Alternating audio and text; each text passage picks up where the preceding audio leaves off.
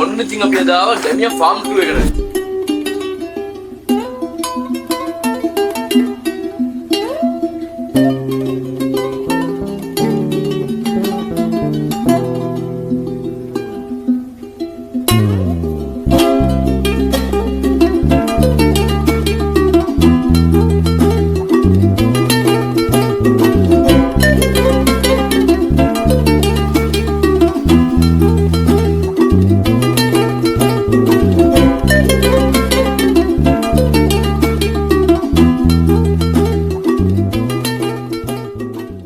මට පොඩ්ඩක් කියන්න පුළුවන්ද හරිතාගාර වගාව කියන්නේ මොකක්ද කියන එක සහ ඒක අපිට කොහොමද වැදගත් වෙන්නේ කියන එක කියන්නේ? ඔව් ඉතින් ඇත්තටම හරිතාගාර වගාව කියන්නේ සාමාන්‍ය විදිහට අපි සාම්ප්‍රදායික විදිහට අර අමුඩ ගහගෙන උදුළු කරේ තියාගෙන කරන වගාවක් නෙමෙයි. ඒ කියන්නේ ලොකු ප්‍රමාණයක්. ඒ කියන්නේ අක්කර 100ක් වුණත් විනාඩි 5න් වතුර දාන්න පුළුවන්. විනාඩි 5න් අපි එතන හිටියේ නැත්නම් ඔව් පෝර වුණත් ඔටෝ වැටෙන ඊළඟට පොඩක් ඇඩ්වාන්ස් විදියට. මොකද දැන් යන රැල්ලත් එක දැන් ලෝකෙම AI පැත්තටනේ යන්නේ. ඉතින් ඔව් අන්න ඒ විදිහට යන්න පුළුවන්. ඊළඟට ගොඩාක් වෙලාවට දැන් රටෙන් රටට දැන් සමහර රටවල් වල හිම වැටෙනවා. ඒකෙන් බේරෙන්නේ කොහොමද කියලා ඒගොල්ලෝ ගන්නවා. හිම කාලේට කොහොමද වගා කරන්නේ? ඉතින් අපේ රටවල් වල කෘමි සතුන්ගෙන් වැස්සෙන් රස්නේ වැඩි නම් ඒකෙන් ආරක්ෂා කරගෙන ඒ ශාකයට අවශ්‍ය ප්‍රමාණය. ඉතින් ඕන කෙනෙක් දැන් අපි උනත් ගෙදරක රස්නේ වැඩි නම් AC එකක් දාගන්න. අන්න ඒ වගේ ඒ ගහට හොඳම ප්‍රශස්ත මට්ටම හදලා දීලා හොඳ අස්වැන්න හද ගන්න එක තමයි හරිද. අනික ඕකේ විශේෂත්වය දේ තමයි ගොඩාක් වස විස නැතුව මේ දේ කරන්න පුළුවන්. ඉතින් ඒක අනාගත පරපුරටම හොඳයි. එතකොට අයි මට දැනගන්න පුළුවන්ද හරිතාගාර වගාවේදී වගා කරන තවත් ක්‍රම තියෙනවද මේක? ඔව් ඒ කියන්නේ දැන් මෙහෙමයි දැන් මේක ඇවිල්ලා ටොප් වෙට් විදිහට. ඉතින් අපිට ඒක එක එක කෙනාට එක එක විදිහට වගා කරන්න පුළුවන්. ඒ කියන්නේ තමන්ගේ අතේ තියෙන මුදලට. දැන් මේ විදිහට සාමාන්‍ය වගා කරන්න ගියාම ටිකක් මුදලක් යනවා. මොකද GI බට දාලා හදලා තියෙන්නේ. එතකොට දැන් ඒක සාමාන්‍යයෙන් අර සෙමි විදියට. ඒ කියන්නේ අර්ධ හරිතාගාර තියෙනවා, පූර්ණ හරිතාගාර තියෙනවා, තවත් පොඩ්ඩක් ඇඩ්වාන්ස් කරපුවා තියෙනවා. මම මේ සරල භාෂාවෙන් කිව්වේ.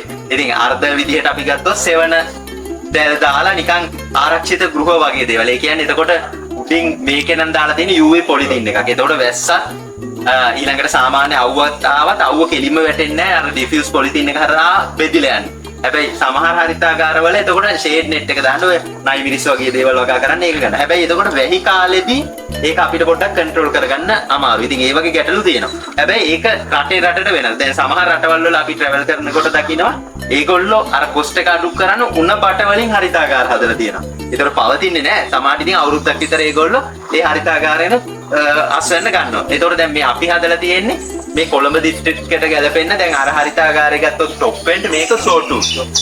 ඒ කියන්නේ টොප් එන්ඩ් කියන්නේ මේකේ රස්නේ පිට කරනකොට උඩින් පොඩි තව වහලක් කරහා ඒතනින් තමයි පිට වෙන්නේ. ඒතකොට ෂෝට් ටූල් වල මෙහෙම හැඩයට තියෙන එතනින් රස්නේ පුට වෙනවා. ඒතකොට අපි දැන් නුවරඑළිය වගේ පළාත් වලට ගත්තොත් එළින්ම මෙහෙම කවාකාරව හරිතාගාරය තියෙනවා. මොකද රස්නේ මේ පැත්තේ සීතල දේශගුණයක් තියෙනවා. එතකොට අපි සමහර රටවල් වලදී ඒ කියන්නේ ඩුබායි වගේ ට්‍රැවල් කරනකොට දකිනා ඒගොල්ලෝ ගොඩාක් වෙලාවට තියෙන්නේ එක්කෝ AC කරලා ඊළඟට වෙට් පැඩ් දාලා. ඒ කියන්නේ වාහනයක රේඩියේටර් එකක් වගේ එක පැත්තකින් වතුර ගලන් යනවා DL එකක් වගේ ස්ක්‍රීන් වෝටර් බෝල් එකක් වගේ. අනිත් පැත්තෙන් ලොකු එක්සෝස් ෆෑන් දාලා අදිනවා. ඊළඟට සමහර ඒවා එක එක ලෙවල් එකට ඇඩ්වාන්ස්. ඒ කියන්නේ වතුර ටික දැන් අපේ මේ හරිතාගාරවල මම විදේශ රටවල හිටියත් ඔටෝමැටික් වතුර දාන්න පුළුවන්. ඒ කියන්නේ ඔටෝ ටයිමර්ස් ටෙම්පරේචර් කන්ට්‍රෝල් හරහා වෙනවා. ටෙම්පරේචර් කන්ට්‍රෝල් හරහා මිස්ටර්ස් ඔන් වෙලා කූල් වෙනවා. ඊළඟට ටයිමර්ස් හරහා වතුර වැටෙනවා. දැන් සමහර ඒවා ඔය AI තාක්ෂණයෙන් මේ ග්‍රෝ බෑග් එකේ තියෙන pH එක එතකොට ඒකට ජලය මදිද EC එක ඒ වගේ ලෙවල් එකටම කන්ට්‍රෝල් වෙනවා. ඉතින් ඔය සමහර රටවල් වල ඊළඟට ඒ ශාකයේ තියෙන ලෙඩ පවා අයිඩෙන්ටිෆයි කරගන්න පුළුවන් තත්ත්වයක් තියෙනවා. ඔව් අනිවාර්යෙන් කොප් මොනිටරින් වගේ සිස්ටම් පවා එනවා. ඉතින් එන්න මේක ඇඩ්වාන්ස් වෙවි යනවා. ඉතින් එහෙම ඇඩ්වාන්ස් වෙන්න අපිට වැඩි හාවස්ට් එකක් හොඳ ඉන්කම් එකක් ගන්න පුළුවන්. එතකොට අපිට හරිතාගාර වල වගා කරන්න පුළුවන් භෝගමවල ලෝකේ ඕන ගහක් වගා කරන්න පුළුවන්. ඉතින් ඔය සමහර රටවල් වල පොස් ගසුත් වගා කරනවා. කෙසෙල් ගසුත් වගා කරනවා. අඹ ගසුත් වගා කරනවා. හැබැයි මේ ඇවිල්ලා මම මෙතන මේ ඇවිල්ලා හදලා තියෙන්නේ කෙලින්ම සලාද බිබින්න. එහා පැත්තේ තියෙනවා ඉරිඟු. අතන තියෙනවා කෙලින්ම ගෝවා. එහා පැත්තේ හරිතාගාරේ තියෙනවා තක්කලි. ඊළඟට අතන හරිතාගාරය තියෙනවා 9 මිරිස්. එහා පැත්තේ අර හරිතාගාරය තියෙනවා බුලත්. අර හරිතාගාරය තියෙනවා වට්ටක්ක මාළු මිරිස්. ඉතින් මේ මම මෙතන මේ තියෙන වටේ තියෙන හරිතාගාරවල වර්ග කිව්වේ. හැබැයි අපි භෝගයක් මේකට සිලෙක්ට් කරගන්නකොට ඒක වැඩි ප්‍රොෆිට් එකක් ගන්න පුළුවන්. එළියෙත් ලේසියෙන් හැදෙන ඒවා වල වැඩක් නැහැ. ඊළඟට සෝ පරාගන වෙන්න ඕනේ. දැන් මේ චාකේ දැන් මං ගිහිල්ලා මේ මල් දෙක ගගා ඉන්න දඟලන්න දෙයක් නැහැ. ඔටෝමැටික්ලි සෝ පරාගන වෙනවා. මොකද මේකට කෙලින්ම බීමැස් වගේ සතුන්ට එන්න ඒ විදිහක් නැති හින්දා ඒ දේ ඊළඟට හොඳ මිලක් තියෙන්න ඕනේ. දැන් ගොඩාක් මිල පහළ බහින භෝග දාන වැඩක් නැහැ. ඉතින් අර ඒ වගේ මිල වැඩි එළිය වගා කරන්න අමාරු ප්‍රොෆිට් එක වැඩියෙන් ගන්න පුළුවන් වර්ග වලට යන එක තමයි හොඳ. ඉතින් සමහර අය දීර්ඝ කාලීනව අස්වැන්නේ නොවේ වැනිලා වගේ දේවල්. ඉතින් වැනිලා වගේ ගියොත් අවුරුදු 3-4න් තමයි හරිතාගාරයෙන් එතකන් සල්ලි හිර කරගෙන ඉන්න ඕනේ. ඉතින් අපි නම් මේ දාලා තියෙන්නේ මාසෙන් එන. දැන් මේ ගත්තොත් මේ සලාද පිපින්න මේක මාසෙන් පස්සේ අස්වැන්නේ එනවා. දැන් මේක මාසයයි. මේ මාසය යට මාසය දැන් මේ කරල් එනවා. දැන් උනත් කරල් කීපයක් යටින් කපඩන්න පුළුවන්. ලබන සතිය වෙනකොට මේකේ කිලෝ 50ක් විතර මෙතනින් දවසට කැඩෙනවා. දවස් දෙකෙන් දෙකට කැඩෙනවා. ඒකෝරයි දැන් මේකේ හරිතාගාරේ මේ භෝග අස්සන්න කොහොමද වැඩි කරන්නේ? ඔව් ඉතින් භෝග අස්සන්න වැඩි කරගන්න ගොඩක් ක්‍රම තියෙනවා. එකක් තමයි ඇත්තටම හරිතාගාරයේ තියෙනකොට අස්සන්න වැඩි වෙනවා. මොකද භූමි පාලනය ඊළඟට දේශගුණික ওই වැස්ස ඇවිල්ලා ශාකයට හානි වෙන්නේ නැති හින්දා. හැබැයි එතකොට ඊළඟට අපි බලන්න ඕනේ ඊට එහා ඊළඟට රස්නේ වැඩි නම් මේකේ රස්නේ අඩු කරගන්න ඕනේ. ඉතින් ආර්ද්‍රතාවය වැඩි නම් ඒක කන්ට්‍රෝල් කරගන්න ඕනේ. ඊළඟට අපිට මේවට දෙන පෝෂණය මේව දැන් ඇත්තම ගත්තොත් මේ හරිතාගාරේ බිම නෙමෙයි වල තියෙන ග්‍රෝ බෑග් වල. ඒතකොට ග්‍රෝ බෑග් වල මාධ්‍ය පෝෂණය ඊළඟට ඒවට තනිකරම රසායනික ඕර යනවට වඩා ඒවට කාබනික ද්‍රව්‍යත් එකතු වුනහම අර ස්වභාවික ශුද්ධ ජීවි ගහණයත් එක්ක හොඳ ආස්වැන්නක් ගන්න පුළුවන්. ඉතින් ඒ විතරක් නෙමෙයි මේවට අපිට එක එක දේවල් දෙන්න පුළුවන්. ඒ කියන්නේ මොනවා හරි විටමින් වර්ග ඊළඟට මේ මල් වැඩියෙන් උත්තේජනය කරන්න එක එක හෝමෝන වර්ග. ඒවා ස්වභාවික ද්‍රව්‍ය වලින් අපිට හදලා දෙන්නත් පුළුවන්. ඊළඟට හදිසිය හරි අපිට සැකයක් තියෙනවා නම් කෘමි විකාශක. ඊළඟට දැන් ශාකයකට අපි හිතමු අපි දවසට එක සැරයක් වතුර දානවට වඩා මේකට අපිට ෂෙඩියුල් කරලා දවසට 4-5 සැරයකට පොඩ්ඩක් දෙන්න පුළුවන්. දැන් ඔය අපි ඇක්වාපොනික් සිස්ටම් වල එහෙම ඊළඟට ඔය ඒ වගේ මෙතඩ් වලට තමයි යන්නේ. කියන්නේ පැයෙන් පැයට වතුර ඔටෝමැටික් වැටෙනවා. ඉතින් අර අන්න ඒ වගේ ක්‍රම වලින් අපිට එක එක දැන් මේ ශාකයට අවශ්‍ය සැප දෙන්න ශාකය අපිට අස්වැන්න වැඩිපුර දෙනවා. ඉතින් ඒ වගේ පොඩි සරල ක්‍රම වලින් මේක වැඩි කරගන්න. ඒතොරයි අපි හරිතාගාර ගෘහය තුළ වගා කරනකොට අපි මේක තුළ තිබුණ තාක්ෂණික ක්‍රම ගැන කතා කරුත් මොනවද? ඔව් ඒක ඉතින් එක දැන් සමහර අය බිම පාත්ති දාලා වවනවා. දැන් මේක ඇවිල්ලා ඊට එහා ලෙවල් එකට ගිහින් තියෙනවා. මොකද පාත්ති දාලා වැහුවාම දැන් ගහෙන් ගහට එක එක ලෙඩක් බෝ වෙන්න පුළුවන්. මූල පද්ධතිය හරහා ඔය දිලීර රෝග වගේ. හැබැයි අපි මෙතෙන්දි භාවිතා කරලා තියෙන ග්‍රෝ බෑග්. ඉතින් මේ ග්‍රෝ බෑග් වල සුපිරියට වෙනවා. මොකද මේවා කාබනික මාධ්‍ය වල පොහොරත් එක්කලා. ඒ කියන්නේ කුකුල් බෝර, කරදාය, රොක් ෆොස්ෆේට් ඒ වගේ දේවල් එක්කලා හොඳ මාධ්‍ය දීලා තියෙනවා. ඒ එක දෙයක්. ඊළඟට මේකට දැන් අපි අතින් වතුර දාන වෙනුවට අර ADB ලයින් හරහා ගිහලා ඩ්‍රිප් ඉරිගේෂන් වලින් බිඳු ඒ ගහට අවශ්‍ය ප්‍රමාණය මූල පද්ධතියට විතරයි. එතකොට ගහ නිකන් බොරුවට තෙමලා අර හොඳ මල් ටික හලන්නේ නැහැ. මූල පද්ධතියට විතරයි. ඒකත් පොඩි කාලේ අපිට පුළුවන් මිලිලීටර් 300ක් දෙන්න. ලොකු වෙනකොට දැන් මේවට දෙන ලීටරයක් වගේ. ඉතින් ඒ ගහට අවශ්‍ය ප්‍රමාණය තමයි දීලා තියෙන්නේ. ඉතින් ඊළඟට තව දෙයක් තමයි දැන් අපි හිතමු හරිතාගාරයේ උෂ්ණත්වය පාලනය කරන්න. එතකොට අපිට මිස්ටර්ස් භාවිතා කරන්න පුළුවන්. ඊළඟට එක වෙන වෙන්ටිලේෂන් සිස්ටම්, එක්සෝස් ෆෑන් දාලා අනිත් පැත්තෙන් වෙට් පෑඩ් වගේ සිස්ටම් භාවිතා කරන්න පුළුවන්. ඊළඟට ගෙයක් ඇතුලේ නම් අඳුරු තැනක් නම් එතෙන්ට අපිට ඔය UV ලයිට් වගේ ඒවා මාරණය කරලා මේ ඒ කියන්නේ ලයිට් දීලා මේ හරිත නිෂ්පාදනය වැඩි කරලා අස්වැන්න ගන්න පුළුවන්. ඉතින් ඒවා ඇත්තටම හරිතාගාර වලට විතරක් නෙමෙයි මේ වගේ ක්‍රම වලින් එළිය වගා. දැන් අපි හිතමු ඩ්‍රැගන් ෆෘට් වගාවලදී මම පිටර ට්‍රැවල් කරනකොට දැකලා තියෙනවා ඒ රටවල් වල බල්බ් බල්බ් දාලා වගේ. අපේ ඩ්‍රැගන් ෆෘට් වතු වල එහෙම නැහැ. ඒතකොට ඒ හේතුව මොකද? ඒගොල්ලෝ රැට ලයිට් දාලා තියෙන්නේ. අර ඒකේ රස්නය ආලෝකය වැඩි දෙයක් ලබා දෙයි. ඉතින් ඊළඟට මේවා තව දෙයක් තමයි අපිට කරන්න පුළුවන්. මේ වගේ ඔය පස්ස මොනිටර් කරන්න පුළුවන්. ඊළඟට ඒක ටෙම්පරේචර් එක මොනිටර් කරන්න පුළුවන්. ඒ ගහක ලෙඩක් තියෙනවනේ ඒක මොනිටර් කරන්න පුළුවන්. ඉතින් ඒ වගේ අර AI පැත්තත් එක්ක ජොයින් වෙලා ගොඩාක් ඇඩ්වාන්ස් විදිහට රෙඩි කරගන්න පුළුවන්. පාපයෙන් ඔබ හැමදේම කරගන්න අනිවාර්යයෙන්. දැන් අපි කතා කරොත් සාම්ප්‍රදායික ගොවිතැනට වඩා හරිතාගාර ගොවිතැනේදී තියෙන වාසි ඔව් ඒක එක දේවල් වලට එහෙම අපි කීට කියන්න බෑ හැමදේම සාම්ප්‍රදායික විතන හොඳ නෑ කියලා. දැන් සමහර වර්ග දැන් අපි වුණත් ඔය වඳුරු මෑ දැවුවොත් කපු කුයිනිස් ගත්තොත් ඒ වගේ එළිය වගා කරන්න පුළුවන් ඒවල සාම්ප්‍රදායික විදිහට වගා කරනවා. හැබැයි මේව ඇවිල්ලා නිකන් අර බොයිලර් කුකුල්ලු වගේ. දැන් බොයිලර් කුකුල්ලු එළිය දාගෙන කරාම සත්තුන්ට ගොදුරු වෙලා මැරිලා යනවා. ඉතින් ඒ හින්දා තමයි මිනිස්සු ඇතුලේ කරන්නේ. එතකොට ඒ වගේ තමයි මේවත් ඇවිල්ලා දෙමුහුම්. ඒ කියන්නේ සමහර මෙයාගේ පිය පරම්පරාව එකක් මව් පරම්පරාව උදාහරණයක් ගත්තොත් ලංකාවේ වුණත් හදනවා MICH වගේ බීජ වර්ග. ඒතකොට එක වර්ගයක ගල් කිරියාගම කියන විශේෂය අනිත් පැත්තේ වැරමියා මිරිසක ඒ දෙක පුට්ටු කරලා ඒකෙන් ගන්න මල් වලින් එන පැලෙන් MICH හදනවා. ඉතින් අන්න ඒ වගේ තමයි මේවත්. ඉතින් මේවා ඇවිල්ලා පොඩ්ඩක් නැත්තම් ලෙඩ හැදෙනවා. හැබැයි ඉතින් ඒ හින්දා තමයි මේ හරිතාගාරවල වෙන්නේ. ඉතින් සාම්ප්‍රදායික ක්‍රමේදී හැම්බේ අපිට වැස්ස කන්ට්‍රෝල් කරන්න බෑනේ. ඉතින් අපිට වැස්ස කන්ට්‍රෝල් කරන්න බැරි වුණාට අපි දැන් මේකේ වහලයක් ගහලා වැස්සට තෙමෙන්නේ නැති කරලා තියෙනවා. ඉතින් ඒක අපි දැනගන්න ඕනේ. දැන් මුහුද යනකොට වුණත් අපිට වැස්ස හුළඟ බැරි වුණාට අපිට රුවලක් බැඳගෙන බෝට්ටුව ඒ දිශාව වෙනස් කරා. ඒ වගේම දෙයක් තමයි මේකෙත් වෙන්නේ. ඉතින් අනිත් එක තමයි අරකට ගොඩාක් ලේබර් ඉන්වෝල්ව්මන්ට් එකක් ඕන. ඉතින් අපි හිතන්නකෝ නිකන් ගෙදරක ඉන්න පොඩක් අසනීප තත්ත්වයෙන් ඉන්න නැත්නම් වයසක අම්මා කෙනෙක්ට තාත්තා කෙනෙක්ට ඊළඟ පිටරට ඉන්න එයාට ගොඩාක් කාර්යබහුල කෙනෙක්ට එළිය වගා කරන්න බෑ. එයාගේ සමහර විට එයාට වගාව බලන්න එන්න වෙන්නේ. හැබැයි හරිතාගාරවලදී එයාට එහෙම නෑ ෆෝන් එකෙන් උනත් වතුර සිස්ටම් අරින්න පුළුවන්. ඔව් ඒව පාලනය කරන්න පුළුවන්. ඊළඟට ඒ අර අම්මලා තාත්තලට උනත් මේකද මේවැ ඇවිල්ලා දාඩිය දාගෙන එන්නේ නෑ, වල් පැලයක්වත් එන්නේ නෑ, බිම මල් ෂීට් දාලා ග්‍රෝ බෑග් වල වවන්නේ. ඉතින් ලෙඩ වෙන්නේ නැහැ. ඉතින් ඒව හැමදේම ඔටෝමැටික් හින්ද මහන්සියක් නැහැ. අනික සුළු දවසට පැය භාගයක් ගත කළත් ඇති වගාව නිරීක්ෂණය කරලා අර දිනපතා හොඳ ෂෙඩියුල් එකකට යනවා නම් හොඳ අස්වැන්නක් ගන්න පුළුවන්. ඉතින් ඒක තමයි සාම්ප්‍රදායික ගුණිතාවය වෙනස් වෙන්නේ. හැබැයි ඉතින් ඒක කියලා අපිට සාම්ප්‍රදායික ගොවිතැන වැරදීම කියන්නත් බෑ. ඒවත් ගොඩාක් ක්‍රම තියෙනවා. දැනටත් ඔය V වගේ දේවල් සාම්ප්‍රදායික ක්‍රමයට තමයි වගා කරන්නේ. හැබැයි අපි ජපාන් වගේ රටවල් වල දැකලා තියෙනවා.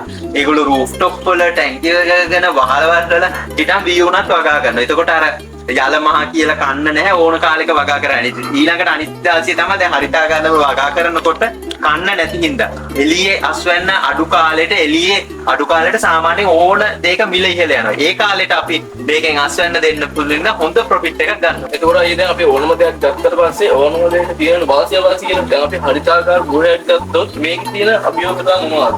ඔව් ඉතින් එකම අභියෝගතාවය තමයි මේකට වැඩි මුදලක් මුලින් ආයෝජනය කරන්න ඕනේ. මුදලක් ගියාට මේ හම්බෙලා ගාන වැඩි. ඔව් ගාන වැඩි. ඉතින් ඒක දැන් ඕන බිස්නස් එකක් ගත්තාම ඒක තමයි. හැබැයි ඒවට ඕන තරම් ක්‍රම තියෙනවා.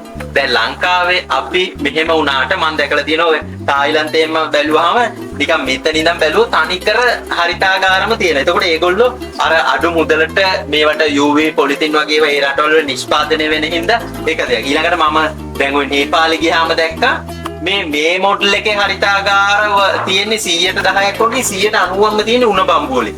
එතකොට එහෙ ගොවීන් අර නටන්න බැරි මිදිහට පොළොවේදයි වගේ අපේ මිනිස්සු දැඟලුවට එහෙ අය එහෙම නෙමෙයි.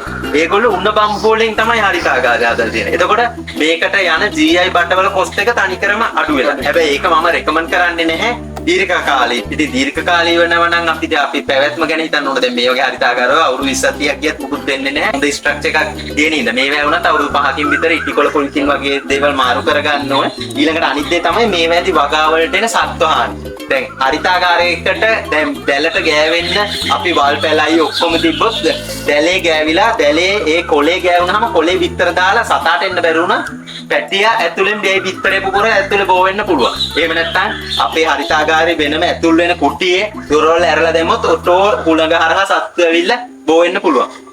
අපි හිතමු උදාහරණයක් විදිහට දැලඹුවෙක් ආවා කියලා. එතකොට මේ දැලඹුව කන්න මෙතන වෙනම කිසිම සතෙක් නැහැ. කුරුල්ලෙක්වත් නැහැ. එතකොට අර එළිය වගාවල එහෙම නෙමෙයි අපේ වස මේ අපෙන් ඉන්න සතෙක් ඉන්නවනම් ඌව කන්න තව පලිබෝධය ඒ කියන්නේ ඌගේ නික ආහාර දාමේ වෙන සත්තු ඉන්න. එතකොට අර බෝවීම අඩු. හැබැයි ඇතුළේදී එහෙම නෙමෙයි. සතෙක් ආවොත් බෝවීම අරිට වඩා ඩබල් වෙලා තමයි බෝ වෙන්නේ.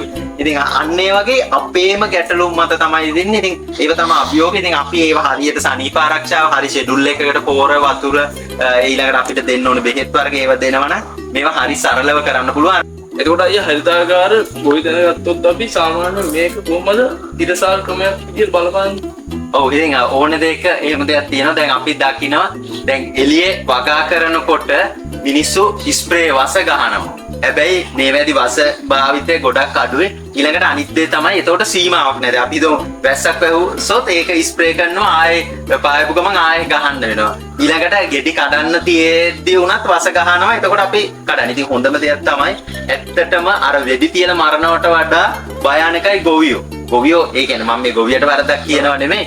මිනිස්සු ඊට වඩා මරනවා. මොකද ගොවියෝ ඇවිල්ලා කෙලින්ම තමන්ට මම දැකලා තියෙනවා සමහර ගොවීන් තමන්ට වෙනම ගස් 7-8ක් වෙනම වගාගෙන තියෙනවා. ඒ තමන්ට කන්න වස ගහන්න නැතුව අර පිට මිනිස්සුන්ට දෙන්න වස ගහන්න ටික තමයි දෙන්නේ. ඉතින් හැබැයි ඒ දේ මේ හරිතාගාර වගාවලදී කරන්න අවශ්‍ය නැහැ. ඉතින් ඒ හින්දා අර පරිසරයට හොඳයි වෙන සතුන්ට හානියක් නැහැ. මොකද අරකෙදි සතුන් කෝටි ගාණක් මරලා තමයි. දැන් මේකෙදි අපි සතුන් මරීමට වඩා සතුන්ට එන්න නැතුව අපි කොටු කරගෙන දෙවීමක් තමයි මෙතෙන්දි කරන්නේ. ඉතින් ඊළඟට මේකෙන් පරිසරයට දැන් ඔය අපි හිතමු එක එක පොහොර වර්ග රසායනික පොහොර වර්ග ගොඩාක් පරිසරයට හානි වුණාම ඊළඟට එකතු වුණාම ඒවා එක එක පහත් බිම් වලට ගංගා ඇලදොල ඒ වලට එකතු වෙනවා. ඒ හින්දා ඔය අපි අහලා තියෙනවාද ලංකාවේ වුණත් ඩොක්ටර්ස්ලා එහෙම කියන වකුගඩු අමාරු ඒ වගේ අර බෝ නොවන රෝග ඇති වෙනවා කියලා. ඉතින් ඒ වගේ දේවල් මේකෙදි වෙන්නේ නැහැ. මොකද මේවේ පොහොරක් දුන්නත් අවශ්‍ය ප්‍රමාණය විතරයි ශාකයට දෙන්නේ. ඊළඟට මොනවා හරි අත්‍යවශ්‍ය මොහොතකදී ඔබට කිමිකල් එකක් ස්ප්‍රේ කරන්න වුණත් ඒක හරිතාගාරයෙන් පිටට යන්නේ නැහැ ඒ ශාක වලට විතරයි. ඉතින් ඒ වගේ ගොඩාක් වාසි තියෙනවා. ඉතින් පරිසරයට ස්වභාව දහමට මිනිසුන්ගේ ආර්ථික මට්ටමට මොකද අර වාස විස වලට වියදම් කරන ඒවෙන් අර පිටරට තියෙන කොහෙවත් තියෙන බහුජාතික සමාගම් තමයි පොවිසත් වෙන්නේ. හැබැයි ඒ දේ ගොඩාක් අඩු වෙනවා. ඉතින් පොකට් එකටත් හොඳයි මිනිස්සුන්ටත් හොඳයි. ඊළඟට අපි දන්නවා දැන් කැන්සර් හොස්පිටල් ගත්තා ලංකාවේ ඉස්සර පොඩියට තිබ්බේ දැන් ඒක මෙහෙම ලොකු වෙලා කැන්සර් හොස්පිටල් එකේ මෙතන ඉඳන් එහාට යන්න පයින් යන්නම පැය කාලක් විතර යනවා. ඒ කියන්නේ එච්චර ලොකු වෙලා මිනිස්සුන්ට ලෙඩ වැඩි. ඉතින් ඒවා අපිත් කෑමත් එක්ක තමයි අපි දකින්න ගොඩක් පිටරටවල වල ට්‍රැවල් කරනකොට ඔය ස්වභාව දහමත් එක්ක ඉන්න ස්වභාවික දේවල් කන මිනිස්සුන්ට ලෙඩ අඩුයි. ඉතින් අන්න ඒ දේ අපිට කරන්න පුළුවන්. අපිට අනිත් දේ තමයි අඩු ඉඩ කඩක පොඩි ඉඩක වුණත් දැන් එළියේ අක්කරයක වවන දේ හරිතාගාර පර්චස් 40ක ඒකට වඩා ලාභයකුත් ගන්න පුළුවන්. හරිතාගාර වගාවේදී ආර්ථික වශයෙන් ප්‍රතිලාභ ගැන කතා කරොත් ඔව් ප්‍රතිලාභ ගත්තොත් අපිට ඕන කෙනෙක්ට දෙන්න පුළුවන්. ඒ කියන්නේ දැන් අපිට සමහර වෙලාවට එළියේ වගා කරන එක පිටරටකට එක්ස්පෝර්ට් කරන්න බෑ. එක්ස්පෝර්ට් කරොත් ඒගොල්ලෝ කන්ටේනරේම හයවරවල එවෙනවා. සමහර රටවල් වල මොකද ඒගොල්ලන්ගේ තියෙනවා මේක ඕගනික්ද මේවා නැත්තම් එක එක සර්ටිෆිකේට් දැන් හරිතාගාර වලට පහසුවෙන් ගැප් සර්ටිෆිකේට්. ඒ කියන්නේ good agriculture practices විදිහට භාවිතා කරලා ඒ කියන්නේ කියලා වගකීමක් ඇතුව යවන්න පුළුවන්. ඉතින් ඒ වගේ එක්ස්පෝර්ට් මාකට් එක අපිට ටච් කරන්න ලේසියි. ඊළඟට අපි දැන් සමහර වෙලාවට එළියේ වසත් ගහනවා. වස නොගැව්වොත් පණුව. එතකොට අපි එළියෙන් ලස්සනට තිබ්බට ඇතුලේ පණුව ප්‍රශ්න වෙනවා. හැබැයි මේවා එහෙම වෙන්නේ නැහැ. ඕනේ වෙලාවක හොදන්න නැතුණක් කඩාගෙන කන්න පුළුවන් තියෙනවා. ඉතින් ඊළඟට නාස්තිය කොච්චරද එළියේදී වස ගහනවා, ගෙඩි නාස්ති වෙනවා, ඊළඟට ට්‍රාන්ස්පෝර්ට් එකේදී තැලිලා පොඩි වෙලා යනවා. නමුත් මේවා එහෙම නෙමෙයි. හරි පිළිවෙලට වගා කරන්නේ. පාරවල් තියලා ඇවිදින්න පුළුවන් විදියට වෙනම කඩලා ලස්සනට පැක් කරලා අර වෙනම ලෙවල් එකකට තමයි දැන් අපි උනත් නිකන් පේව්මන්ට් එකේ තියෙන අර අපිරිසිදු කඩේකින් කෑම කනවට වඩා හොඳට ලස්සනට AC කරලා හොඳට පිරිසිදුව ක්ලීන් කරලා හොඳට ඇඳුමක් ඇඳගෙන ප්‍රොෆෙෂනල් විදියට වේට කෙනෙක් සර්ව් කරන තැනකින් කන්න කැමතියි. ඉතින් අන්න ඒ වගේ තමයි ඕන පාරිභෝගිකේ මේ වගේ වගාව කන්න. මොකද මේවා දිස්නේ ගහනවා බල්බ් වගේ ලස්සනයි. දැක්ක ගමන් ෆ්‍රෙෂ් ගතියට අර දැන් සාමාන්‍ය එළියේ හදලා වස නාවපු පෝර බෙහෙත් නාවපු ගෙඩි එකයි මේ ගෙඩි එකයි වෙනස රසේම තියෙනවා. ඉතින් දැන් අපිට කෙලවුණක් තුනනවා මේකේ ගෙඩි දකින්නකොට මේ චරපර ගාලා හපලා කන්න හිතෙනවා. ඉතින් අන්න ඒක තමයි ආර්ථික ප්‍රතිලාභය. ඉතින් ඉල්ලුම වැඩි. ඉතින් ඉල්ලුම වැඩි වෙනකොට අපිට පොඩ්ඩක් මාර්ක්අප් එක වැඩි කරලා පොඩි ප්‍රොෆිට් එක වැඩියෙන් ගන්න පුළුවන්. ඒතකොට හරිතාගාර වගාවක් ආරම්භ කරන්න ඉන්න කෙනෙක්ට මොකද දෙන්න පුළුවන් උපදේශයක්? ඔව් ඉතින් එයා ආරම්භ කරනවා මුලින්ම එයා ගොවි තැනට ආසද ඒ දේ දැනගන්න පුළුවන්. එයාට යම් මහන්සියක් දාන්න පුළුවන්ද කියන දේ. අපි දැන් හිතුවොත් මේ හරිතාගාරයක් හැදුවාම ඔටෝමැටික් සල්ලි එනවා කියලා එහෙම එකක් නැහැ. අපිට පොඩි කැප කියන දවසට පැය භාගයක් හරි වතුර දාන්න මේ ගස් නිරීක්ෂණය කරන්න ඒ වගේ දේවල් තියෙනවා. මොකද අපි හැමදේම ඔටෝමැටික් සිස්ටම් තිබ්බත් ඒව මතම දාන්න හොඳ නැහැ. මොකද අපි ඒව මත දාලා සතියකින් විතර එනකොට ලෙඩක් ඇවිල්ලා තියෙනවා. ඉතින් ඒ වගේ ගස් වලට ආදරේ ඒ දේ තියෙන්නත් ඕනේ. අනික අපි මතක තියාගන්න ඕන මේකේ return of investment එක ROI එකේදී අපිට මේක investment එකක් දාලා මූලිකව යම් කාලයක් ඉන්න ඕනේ ඒ investment එක cover වෙනවා. හැබැයි ඊට පස්සේ දීර්ඝ හැමදාටම එකම විදිහට profit එක ගන්න පුළුවන්. ඉතින් එතකොට මේක හැදුවොත් අපි කවුද මේක නඩත්තු කරන්නේ? ඊළඟට අපි කොහොමද මේක දෙන්නේ? ඊළඟට මේවා අපි හැදුවට පස්සේ දාන භෝගය තීරණය කරන්න ඕන මොන වගේ භෝගයක්ද? ආර්ථිකව අපිට වාසියක් ගන්න පුළුවන්ද වෙළඳ පොලේ ඉල්ලුමක් තියෙන භෝගයක්ද? ඒ කියන්නේ අපි හිතමු අපි දැන් මේ හද්ද පිටිසර ගමකට වෙලා ඩොටේ ඉඳන් මෙතන බෙල් පෙපර් වවලා මේ බෙල් පෙපර් ටික එතන පෙට්ටි කඩේකට විකුණන්න බෑ. මේ මිනිස්සු බෙල් පෙපර් කන්නේ නැහැ. ඒගොල්ලෝ කන්නේ නයි මිරිස් මාළු මිරිස් වගේ දේවල්. හැබැයි අපි කොළඹ ප්‍රදේශයට නාගරික ප්‍රදේශයට බෙල් පෙපර් දෙන්න පුළුවන්. ඉතින් ඒ අපි මාකට් එකක් ගැන හිතන්න ඕනේ භෝගේ දාන්න ඉස්සෙල්ලා. මොකද හරිතාගාරේ හැදුවා. ඉල්ලුම ගැන. දැන් අපි හිතමු සලාද කොළ. දැන් හරිතාගාරවල හයිඩ්‍රොපොනික් විදියට එහෙම ගොඩක් සලාද කොළ අය වෙනවා. එතකොට මේ වැවෙන දේවල් හැබැයි සලාද කොළ අපේ ලංකාවේ මිනිස්සු කොච්චර ගම්බද මිනිස්සු කනවද? එතකොට අපි දැනගන්න ඕනේ මේ වෙනදොල. එතකොට අපිට ගොඩාක් ට්‍රාන්ස්පෝර්ට් කරන්න තියෙනවා නම් ඒ වගේ භෝගයකට යන්න හොඳ නැහැ. ඉතින් අන්න ඒ වගේව ගැන හිතන්න ඕනේ. මොකද අපි මේ හරිතාගාරයක් හදද්දී සාමාන්‍ය වගාවකට වඩා ඉන්වෙස්ට්මන්ට් එකක් වැඩිපුර යනවා. නැත්නම් අපිට ඒ ඉන්වෙස්ට්මන්ට් එක ඉර කරගෙන ෆේල් වෙන්නත් වෙනවා. ඉතින් ඒ හින්දා අපි මේ වගේ දේවල් කරන්න ඕනේ. අනිවාර්යෙන් ඔය දන්න අයගෙන් මීට ඉස්සෙල්ලා හරිතාගාර කරපු අයගෙන් නැත්නම් අපෙන් උනත් උපදෙස් ගත්තොත් අපි නොමිලේ කියලා දෙන ඕන දෙයක් ඒ වගේ අයගෙන් උපදෙස් අරන් මේ අවුරුද්දේ මේ කාලේ වවන්න හොඳ මොනවද මට මේක ගත්තොත් කොච්චර ප්‍රොෆිට් එකක්ද ඒ වගේ දේවල් අධ්‍යයනය කළා තමයි ඒ කියන්නේ හරිතාගාරයක් හැදුවා කියලා දැක්ක ගමන් එහෙම වෙන ඒ ගැන පොඩ්ඩක් මාසයක් හරි අධ්‍යයනය කළා තමයි ඒකට මුල පුරන්න ඕනේ. එතකොට හොඳ පසුබිමක් එක්ක අර ෆවුන්ඩේෂන් එකක් එක්ක හොඳ ගමනක් යනවා.